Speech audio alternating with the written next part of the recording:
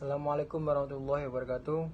Baiklah, saya di sini akan mencoba untuk menjelaskan tentang pengertian konstitusi dan fungsi dari konstitusi.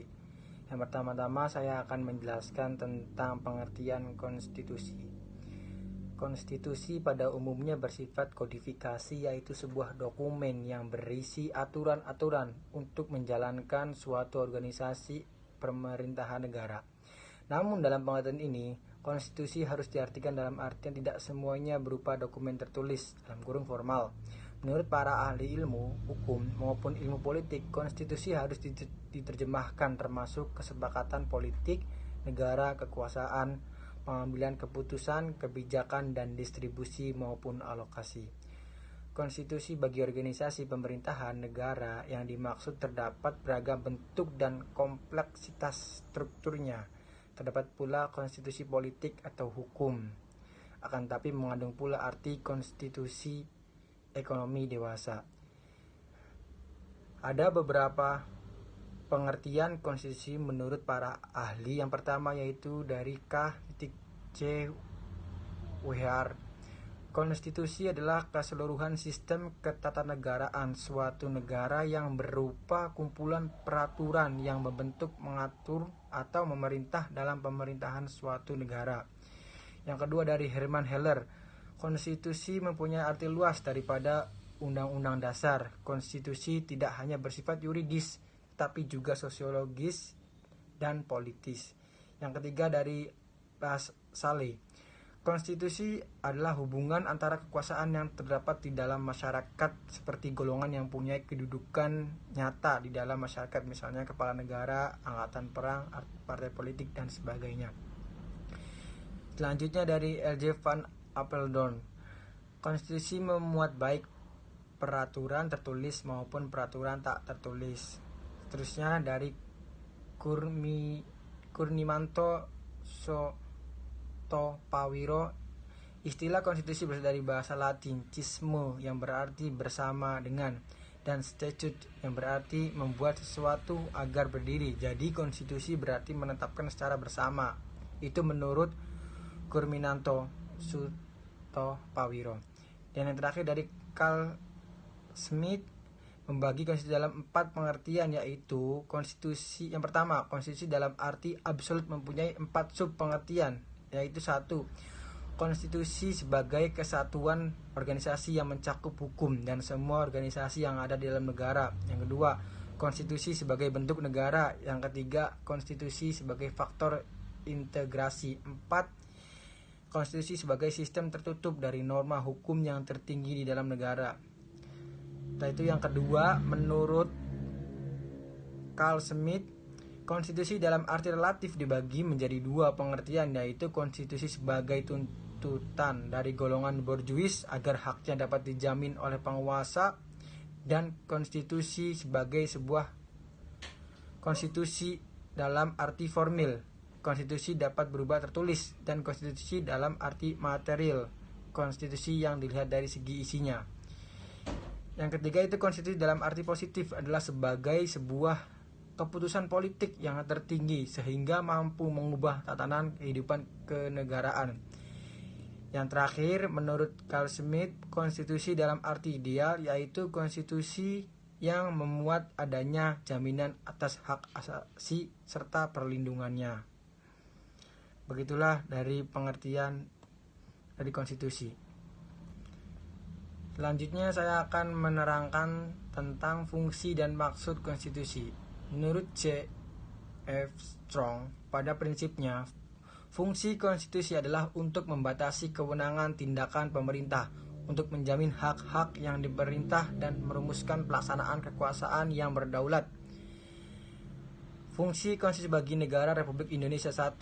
Konstitusi berfungsi membatasi kekuasaan pemerintah agar tidak terjadi kesewenang-wenangan yang dapat dilakukan oleh pemerintah, sehingga hak-hak bagi warga negara dapat terlindungi dan tersalurkan. 2. Konstitusi berfungsi sebagai piagam kelahiran suatu negara. Yang ketiga, fungsi konstitusi sebagai sumber hukum tertinggi. Yang keempat, fungsi konstitusi sebagai alat membatasi kekuasaan.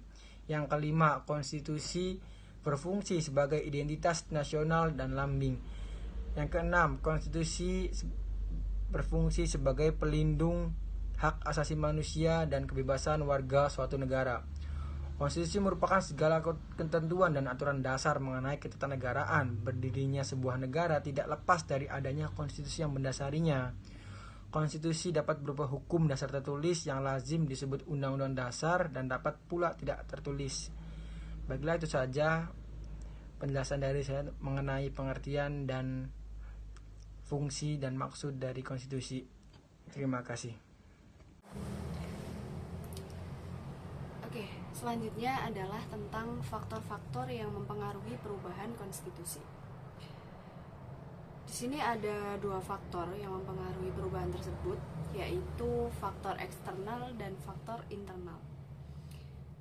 Faktor eksternal yaitu Belanda mempropaganda agar Indonesia tidak berbentuk negara kesatuan tetapi negara serikat. Desakan Belanda ini begitu kuat sehingga memaksa bangsa Indonesia harus berpikir politis dalam rangka mengelabui Belanda. Namun, walaupun menyetujui hal tersebut, hal ini tidak berlangsung lama. Yang kedua, faktor internal. Faktor internal yaitu perubahan konstitusi di Indonesia juga berasal dari faktor internal yang berupa desakan-desakan yang beraneka ragam dalam menjalankan sistem ketatanegaraan. Namun hal itu juga termasuk akibat dari faktor eksternal, yaitu perubahan dari negara serikat kembali ke negara NKRI.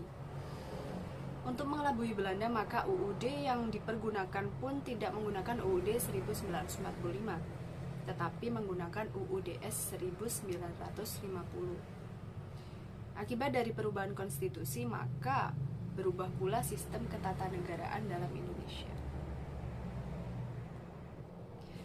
Kesimpulannya, perubahan konstitusi di Indonesia dipengaruhi oleh beberapa faktor, diantaranya adalah bahwa penyusunan rancangan UUD yang dilakukan oleh BPUBKI sangat tergesa-gesa sehingga belum begitu sempurna. Desakan dari Belanda juga merupakan faktor yang menyebab berubahnya konstitusi hingga terjadinya pergeseran politik hukum di Indonesia yang menuntut amandemen UUD 1945 dan berpengaruh pada berubahnya sistem ketatanegaraan dalam Indonesia. Prinsip dasar perubahan konstitusi. Dalam melakukan perubahan, banyak sekali yang harus dipertimbangkan, terutama prinsip dasarnya. Sebagai negara demokrasi, Indonesia itu menganut sebuah konstitusi yang demokratis.